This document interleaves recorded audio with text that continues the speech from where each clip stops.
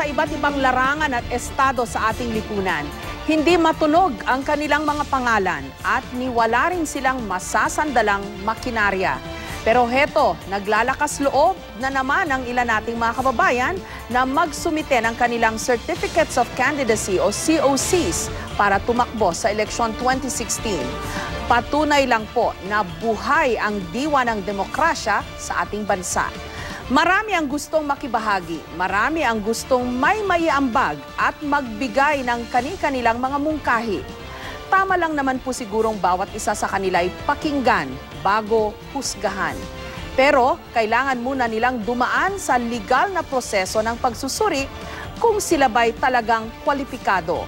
Nakaatang sa balikat ng COMELEC ang responsibilidad na salain ng patas ang mga aplikante. Ihiwalay ang mga panggulo sa mga karapat-dapat bigyan ng pagkakataong tumakbo.